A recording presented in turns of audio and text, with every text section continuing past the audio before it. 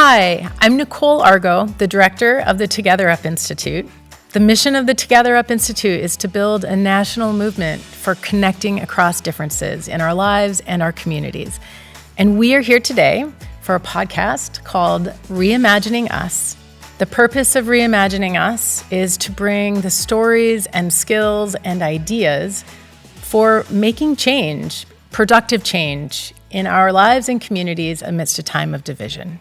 And I'm Scott Hutchison, Executive Director of E Pluribus Unum, or EPU. EPU is a nonprofit that works across the South, based in New Orleans, to advance equity and to look at barriers that keep racism, systemic racism, in place across the South and across our country. I'm really happy to be here with you today and throughout this whole podcast, Nicole. Likewise, Scott. So, with the podcast, who are we talking to? What do we hope we bring to the table?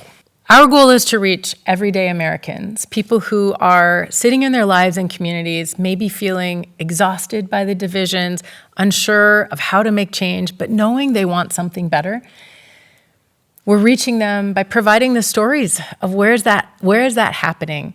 How can we do it? What are the mindsets, the skill sets, the inspirations that can help us make these changes in our lives? And hearing personal stories and journeys and finding a way for people to get involved in their own communities and their own lives. That's going to be very exciting. We are breaking this into two main segments. So for the first 3 episodes, we're really honing in on what are the divisions? What does us versus them look like in our lives? How do we identify it and then change it? And for the final 4 episodes, we're going to focus on how do we bring belonging into our conversations, into our communities? How do we listen better, become more curious, learn to de-escalate when a conflict appears to be taking hold in a non-productive manner? And then who's doing that, to your point? Where are stories of individuals who are successfully changing the ways that they approach their lives or their relationships or their communities? And what does that mean for us? Where can we find the resources and the practice to do the same? I want to have a moment of broadcast honesty. We are actually recording this episode 4 days before the presidential election. And we're talking about the election because at the end of the day, it doesn't matter personally, in the polarization piece is still going to be there regardless of who wins on Tuesday. And I think that becomes an important moment in the sense of, or an important point about this podcast. Whenever there's a big presidential election in this country, a significant number in the population, right, feels let down, maybe feels disheartened. This election is bigger than, anything in the history, in my life that I can remember, right? Where the stakes feel so high to so many people. So we know that there will be some who are hopeful and want to forge a path forward. And I think this podcast, which is focusing on the bigger we and reminding them that we need to do it all together. We have to bring everyone to the table to envision what we want together, to find the common values, the shared interests, the paths that we can build together is important. But I think maybe even more importantly, for those whose candidate did not win, who are worried about the direction of this country or being left behind, they need to remember that they have a part in this process too. And they need to see the others reaching out to them and saying, come help, let's do this together. I think that what we do now as a nation and in our local communities and our own local lives, how we extend our hand and invite others in to co-create our future and our governance structures is the most important thing for our next decades in this democracy. Divisions are divisions. Sometimes they're wrapped in something different, like an election. Sometimes they're wrapped in a religion. Sometimes they're wrapped around who you love. But the idea is that what we hope to accomplish with Reimagining Us kind of rises above all of that and gives you tools to be human, to be compassionate, to be who you believe you are and who you know you are inside. Throughout decades, the United States has always known polarization. People have always had different ideas, and frankly, it's a great thing. It's how we sharpen our thoughts and become innovative and become better for a collective, right? By debating, by considering other perspectives. But what we see with toxic polarization today is fundamentally categorically different. Right now, there's something called affective polarization, which means it's not that your ideas are different than me or mine are different than you. It's that I dislike you because you're a member of the other group and you dislike me. I don't even think about what your ideas are, and frankly, I may not even really know them or understand them. It's just that you're different and I don't feel good about it, right? I don't like you. The other thing that we see with this moment of toxic polarization is perceptions, misperceptions. So a recent study by Beyond Conflict showed that Americans incorrectly believe that members of the other party dehumanize, dislike, and disagree with them about twice as much as they actually do. So here we are sitting, not even just feeling dislike for each other, but not really even understanding who each other is. Our perceptions are completely off base. And this exists as a chronic state of polarization, where we have high levels of loyalty to our own groups and dislike or even hate for the other. But one thing that listeners will figure out about this podcast is that you're the scientist and I'm the one that's here to learn. And so I have questions about what you just said. So you talk about affective polarization. You gave us a definition of what that is, and perceived polarization. But aren't we polarized? I mean, isn't it real? In a way, I hear perceive and I hear, affective, but there is a real divide and it's created, right? And part of what we want to explore with Reimagining Us is the idea of how do I separate those two things? And what becomes real for me is what I feel as a human, my moral compass leads me to believe. And, some of the data that E Pluribus Unum has looked at is the idea that there's a lot of conflict even within our own belief system, what I believe I can do versus what I'm actually doing. And all of that in the middle that stops me from doing that is exactly what this podcast is about and exploring. So, tell us more about what does polarization do? I mean, what is it? How does it affect me every day? How does it affect my community? Because that's an important thing, because I don't know what those polarization is. I can't touch it, but I can see it and feel it in my community. So tell us more about that. I think that's the biggest thing, is that polarization is not just politics. 87% of Americans say they dislike the divisions in our country. They're exhausted by the politics and they want to disengage. They just want to leave it at the front door. But the unfortunate truth for all of us is that it becomes personal. Because if I'm afraid that what I think or what I might say, if I'm afraid that using my voice will cause harm to me, that I'll be canceled or attacked or the people near me will, then I'm afraid to use my voice. But that's real. That's real. That fear is real. And it affects behavior. That's right. And we know that. We do it. We edit ourselves all the time. And, as a Southerner, there's nothing wrong with editing yourself sometimes. But the point is when you can't show up as yourself and really express beliefs and feel safe, you have problems, and the problems trickle through your family, through your community, and that is also something that we're seeing. Though, I really hear you and understand the idea that, politics is like the almost most stark example of that polarization.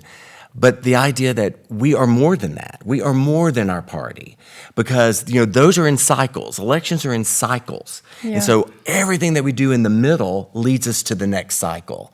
And I think, what I hope to do as we explore that idea in this podcast is to understand, what can I do so that the next time or the next conversation helps me be more prepared, where I don't lose my cool, I don't say something I wish I hadn't said, and I don't create even a deeper division with somebody who is really close to me. Because oftentimes in politics, I'm never going to meet those people.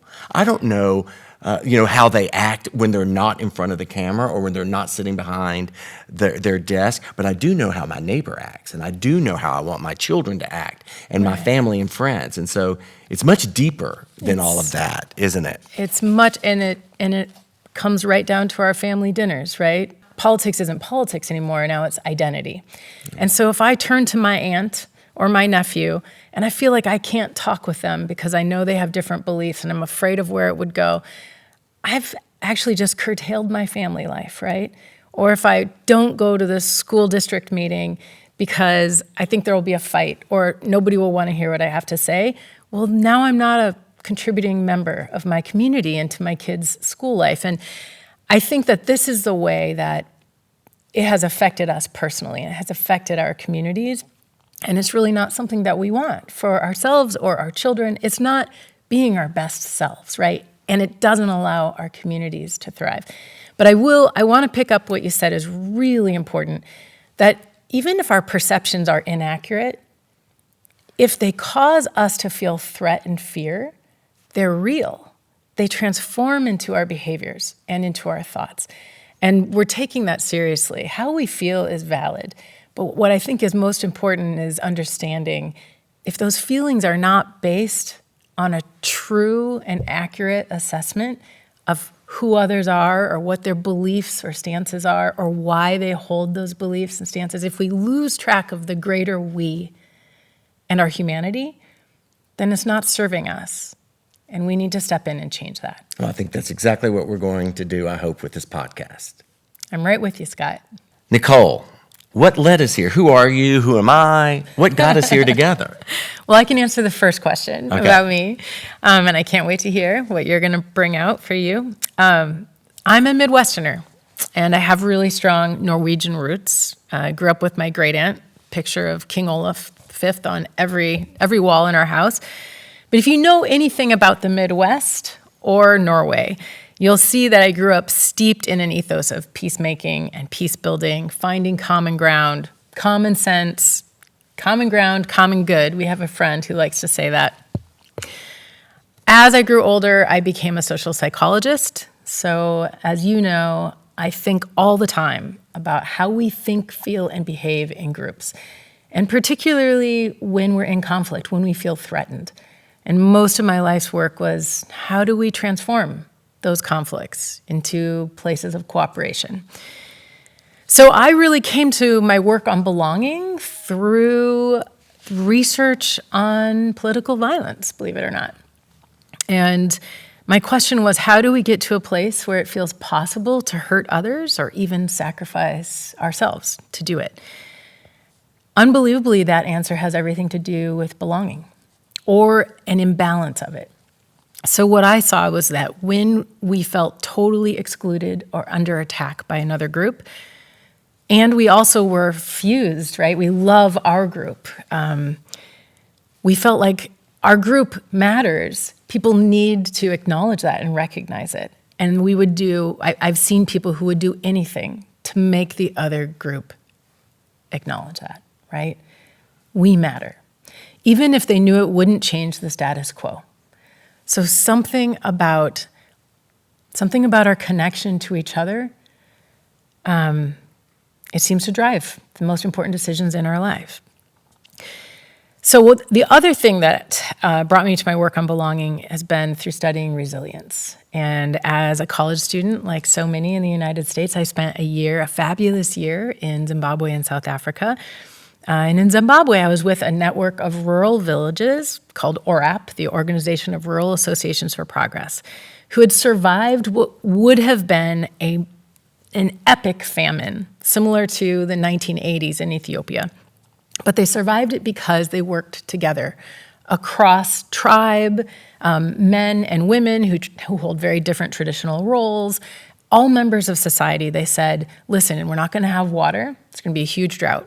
So what we're going to do is when one group has a surplus of food, they can share it with those groups that don't. and we'll be in constant communication, and this way we'll take care of everybody, whether you're the weakest member of society or the highest. And it worked. And so the UN asked them to build a program on grassroots resilience. How do we build resilient communities? Today in the United States, there's a figure that Amanda Ripley shares in her new book, which is that 90% of counties across the United States were designated as disaster areas, able to get funding from the federal government over a 10-year period up to 2020. Most of those disaster designations happened because of extreme weather, but it could have been other things as well. The takeaway for that is that in our country, we are facing a time of challenge even bigger than this toxic polarization, right? There's all sorts of things happening with climate, with societies, with pandemics, with economic change. We have to tackle it together, and we have to be resilient. But as long as we are in the throes of toxic polarization, we can't be. So most of my work in the recent years has focused on how do Americans experience belonging? What does that look like for them? How do we build it? Because we know it is the only way to counter the challenges that we're going to face in the future. Okay, that's me. Scott, what brings you here today? Well, look, I am a lifelong Southerner. I was born in Georgia, raised in Texas and in Louisiana. I went to college in Louisiana at Louisiana Tech and studied political science. I got a master's degree in nonprofit administration. But how I got to this work was through a series of kind of remarkable events that started with Hurricane Katrina. And learning, how communities come together, how people support one another. And, in a lot of the study that E Pluribus Unum has done, we find what brings communities together, often in the South, are food, obviously, sports, obviously, music, culture, art, but then also tragedy. Yeah. And as you talked about that piece with Amanda Ripley, it made me wonder as I moved through my work at E Pluribus Unum and with the city of New Orleans and the state of Louisiana, was why can't we be that way every day? I mean, that's crazy. We don't even think twice to help somebody. We don't think twice about what it is going to take to bring us back to where, not just where we were, but also where we should be. Yeah. What we could do at this point. So as you and I have talked over the years, the idea has just been so interesting to me because all those things you talked about, polarization, how people get there, what they want, is, to me, encapsulated in the South. We avoid difficult conversations my whole life. It's like I would rather not talk about that and move on. My mother, if she would just act like she didn't hear you, instead of get into some sort of conflict. But the minute somebody left, she would start telling me all the things she would wish she had said. And the way she, this woman's this or this man's that or our neighbor's this. So it's all under the surface. And so I'm like, well, if all of that being together in tragedy and in sports, sitting around a table is there, and all of that angst is also there, how do you make more of the good and less of the bad? I'm not a scientist. I don't know the right words to say about that, the scientific words to say about that, but I know the human words, and I know the way I felt and the way I grew up. So I wanted to have conversations and kind of demystify that for people who are just like me across the South and across the country. I love that, and I'd never thought this before, but Midwesterners, Norwegians, and Southerners have something really important in common. What's that? They don't want to rock the boat. Yeah. I knew it wasn't going to be like smoked fish, but yes, absolutely. It is true. We avoid it. And when you're actively avoiding conflict, you have to see it around you. It's there. It infuses how you treat people and how you treat your family and what you're willing to hear and what you're not willing to hear. And I find that so fascinating. And I think the reason we brought together the best experts on this is to help us let our curiosity to be better at mitigating conflict and discussing it. You say something all the time to me. You go, bridging across differences isn't about creating solutions to problems. There is such things as good conflict. There are things that are part of who we are as humans that need to exist. Different points of view, different ideas. And this podcast is all about making space for all of those things to live at the same time. Yeah, I love that. Bridging across differences is not just about, I think it might be necessary, but not sufficient to solve problems.